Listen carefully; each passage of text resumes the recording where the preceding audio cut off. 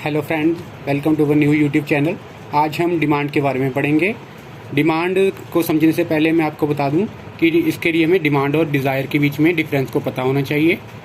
Demand और desire. अब जैसे मैं चाहता हूं कि मेरे पास कार हो, लेकिन मेरे पास पैसा नहीं है, तो इसे हम डिमांड नहीं कह सकते, ये ओनली डिज़ायर है। It is not a demand, it is desire.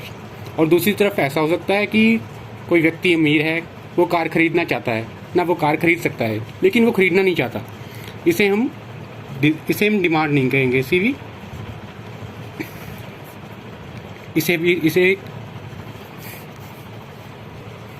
हम डिमांड नहीं कहेंगे। अब हम डिमांड की डेफिनेशन करते हैं डॉक्टर अल्फ्रेड मार्शल की।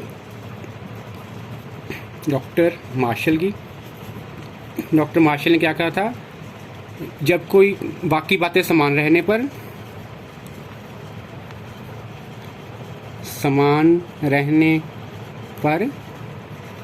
जब कोई उपभोक्ता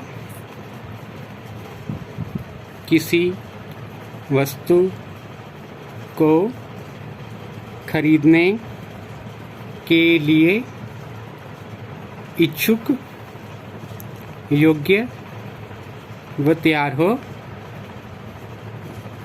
उसे डिमांड कहते हैं, उसे मांग कहते हैं।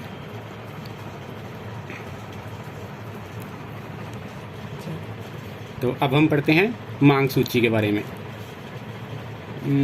मांग सूची वह सूची होती है जो हमें डिमांड और कीमत के बीच में रिलेशन को बताती है। ये दो प्रकार की होती है। पहली है व्यक्तिगत मांग सूची और दूसरा है बाजार मांग सूची। पहले हम व्यक्तिगत मांग सूची पढ़ते हैं। ये व्यक्तिगत मांग सूची होती है, वो एक उपभोक्ता की कीमत और मांग के बीच में रिलेशन को बताती है। जैसे इस तरफ हमने प्राइस ले लेते हैं और इस तरफ क्वांटिटी ले लेते हैं। जब प्राइस है 1 रुपये का, तो वो 5 क्वांटिटी की डिमांड करता है। अब प्राइस बढ़ के 2 हो गया, तो ये डिमांड उसकी कम हो गई 3 पे। इसकी ये एक बंदे की है, तो इसे व्यक्तिगत मांग सूची कहते हैं। अब दूसरी साइड पर बाजार मांग सूची दिखाते हैं हम। बाजार मांग सूची कभी भी ऐसा नहीं होता कि बाजार में एक उपभोक्ता हो, हमेशा एक से ज़्यादा उपभोक्ता होते हैं। ये पूरे बाजार की मांग को प्रकट करती है, तो उसे बाजार मांग सूची कहते हैं। जैसे मान लेते हैं कि एक बाजार में 3 उपभोक्ता है, A, B, C। इधर प्राइस होती है, प्राइस लिख लेते हैं इसका 1, 2, 3। इधर प्राइस है, इसकी डिमांड ये है 5, 4, 3, और इधर 4, 3, 2, और इसका कर लेते हैं हम 3, 2, 1।